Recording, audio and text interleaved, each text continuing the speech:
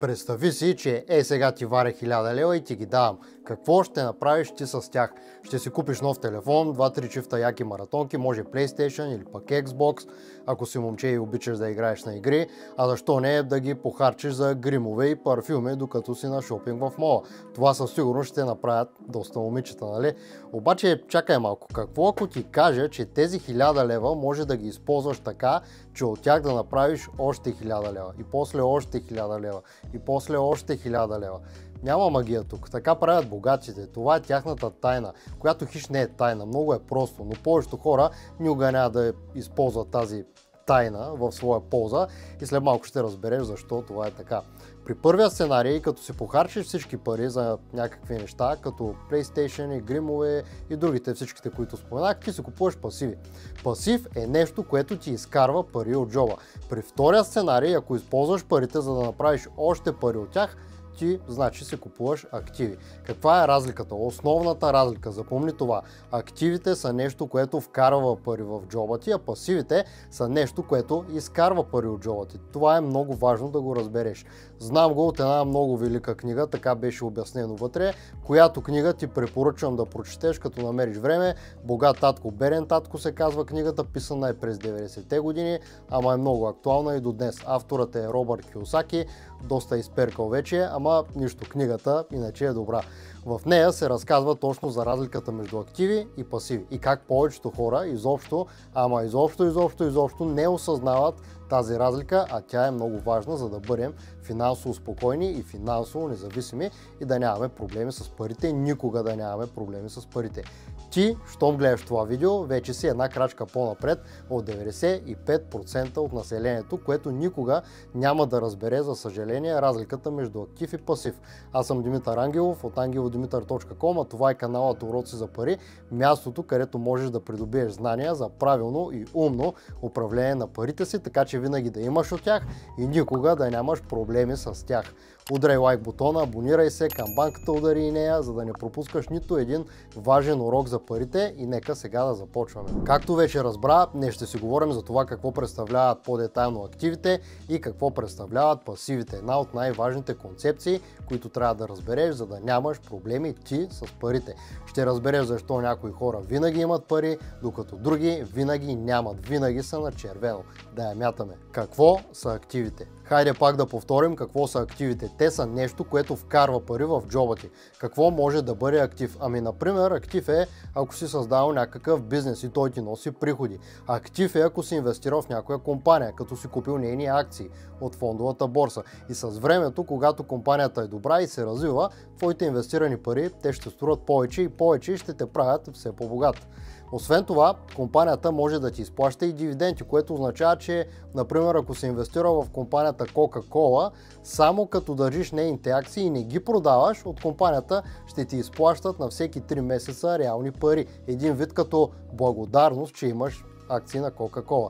Актив може да бъде, ако да речем имаш апартамент, който даваш под наем и всеки месец взимаш наем. Всички тези неща, които изброих, са примери за активи, защото те вкарват пари в джоба ти и ти правят просто още пари. Какво са пасивите? Ами това са тези неща, както казахме, които просто само харчиш пари за тях, без да ти се връща нищо обратно. Ако пак използваме пример с 1000 лева, похарчиш ги за нов PlayStation или пък компютър, които използваш за игра и това ти е пасив, освен ако не стримваш, като играеш в тубата там или някъде другаде и не взимаш пари за това, ама това си е бизнес. Ще поговорим някой пъти за това.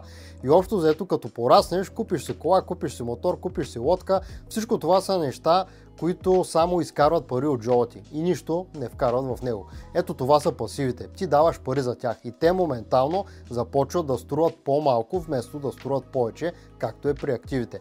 В днешно време с силата на социалните мрежи харченето на пари е мега модерно. Повечето хора искат да купят нещо, което не им трябва, с пари, които обаче нямат, за да впечатлят някого, който дори и не познават. По този начин, купувайки пасиви, всъщност повечето хора си купуват един такъв фалшив статус, най-вече в социалните мрежи, както знаем. Малко смешно звучи сега, като го казвам, така директно, нали, ама Това си е чистата истина, точно така е. Имай предвид, че 90% и повече дори от това, което виждаш в Instagram и в TikTok, то изобщо не е истина. Даже и наполовина не е истина. Запомни нещо много важно. Ако искаш да си богат, няма как да си купуваш само пасиви. Това правят най-вече бедните хора и така стават още по-бедни, защото най-лесният начин да обеднееш бързо е като се правиш на богат. Богатите хора купуват активи. Те инвестират парите си в активи и така с течение на времето тези активи струват повече и повече. И богатството се натрупва и тогава вече могат да си позволят да си купят каквото си пожелаят, защото инвестицията в активи, която са направили, просто изплаща пасивите, които те искат. Ето това ти е играта, запомни го. Важно е да се целиш така да ги направиш нещата, че активите, които притежаваш, да плащат за пасивите, които искаш. Как да стане ли? Ще ти кажа как е сега. Спри да харчиш просто безразборно, като повечето ти набори, като повечето млади хора. Удари малко спирачките, бъди различен, не бъди като другите. Не е готино да си заедно с стадото да върви, дето се вика. Винаги печели този най-много, който прави нещо различно. За да постигнеш нещо различно, ти трябва реално да направиш нещо различно от другите. Ето ти един реален пример. Представи си, че имаш двама приятели. Единият се казва Ангел, а другият се казва Димитър. И двамата са събрали по 1000 лева за рождения си ден, примерно. Или за Коледа, няма значение. Имат 1000 лева и двамата. Ангел решава да си купи нов телефон. Старият му е добре, нищо му няма, ама иска по-нов iPhone човека. Има парите, купува си го. Димитър пък решава, че няма нужда от нов телефон, само защото другите имат такъв. Решава, че ще инвестира парите в компанията, която прави iPhone-ите. Apple. Понеже е непълнолетен, дава парите на баща си или на майка си и им казва да му ги инвестират в акции на Apple. След 10 години знаеш ли какво става? Ангелчо няма и спомен какъв телефон е имал, той отдавна е счупен или просто е остарял толкова много, че изобщо няма как да го използва. Хвърлил го е даже на бокука, не се и сеща за него. Димитър обаче след 10 години, вече пълнолетен млад мъж, решава да погледне какво е станало с неговите 1000 лева инвестирани в Apple. И какво да види Димитър? Неговите 1000 лева вече са станали 10 000 лева. Ето е голямата разлика между актив и пасив, между инвеститор и консуматор. Ама сега да не си кажеш, да, то аз така нищо няма да имам никога, само ще инвестирам и 10 години ще чакам. Това какво е изобщо? Не бе, човек, няма такова нещо. Просто като имаш някакви парички, една малка част от тях инвестираш, просто не харчиш всичките. Това е, например, от 1000 лева 10% инвестираш, 100 лева, т.е. и така всеки път като имаш пари и ще видиш, че с времето тези нищо и никакви 100 лева, примерно, могат да се превърнат в десетки и дори стотици хиляди левове и това е абсолютен факт. Купуваш си активи с част от парите си винаги и така никога няма да оставаш без пари. Винаги най-малкото ще имаш пари инвестирани в активи, пари, които работят за теб и са на твое разположение.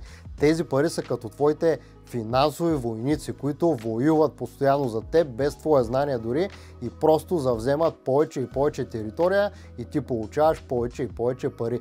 Добре звучи, нали? Даже и рима има. Така че няма нужда да се стискаш, няма нужда да си странен, просто бъди малко по-различен. Не харчи всичките си пари. Само една малка част от тях винаги инвестирай и така като си създадеш този навик, ти започваш да изграждаш твоето богатство и с годините то ще расте все повече и повече.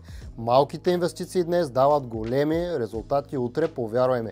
Запомни го това от мен, защото времето прави така, че парите ни да струват повече, когато са инвестирани в активи и да струват по-малко, когато имаме просто пасиви.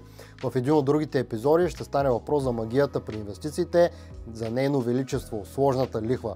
Ще ти разкажа и покажа такива неща, че направо ще смаеш учителката ти по математика, ако и ги покажеш ти на нея тези неща. Ще те науча на истинската математика, която да използваш в своя полза. И така, днешният урок за пореден път го повтарям, защото е много важен. Активите вкарват пари в джоба ти, а пасивите изкарват пари от джоба ти. Знам, че всеки се блазни по лъскави и скъпи неща, но запитай се действително, трябват ли ти на теб точно сега и всичките ли ти трябват изобщо? Искаш ли да си досъщ като другите? Защото те, като харчат само за пасиви, в даден момент ще останат без пари. А ти, ако заделяш дори малка част от парите си и ги използваш умно, като ги инвестираш, ти без пари няма как да останеш. И пак ще имаш хубави неща, но не на всяка цена. Но ще имаш и пари. Нещо, което ти дава спокойствие, дава ти свобода, а онези другите, които само харчат, те стават роби на собствените си искания, на собствените си фалшиви статуси, започват да теглят кредити, никога не са доволни, защото винаги искат да имат още и още и още и още. Както в предното видео ти казах, като имаш една шепа семенца, хвани 2-3 само от тях и ги посади, ще поникне дърво един ден, което ще ти носи плодове в даден момент. Не дей никога да изяждаш всичките семена от шепата, т.е. винаги харчи по-малко, отколкото изкарваш, инвестира остатъка, живота ти ще бъде хубав, да знаеш. Това е от мен за този път, надявам се видеото да ти е било полезно. Още веднъж ударай му лайка, прати го на приятели и другия път мятаме сложната лихва, малко математика да вкараме, но истинска математика, лесна, разбираема, носеща много пари. Чао от мен и до следващия път.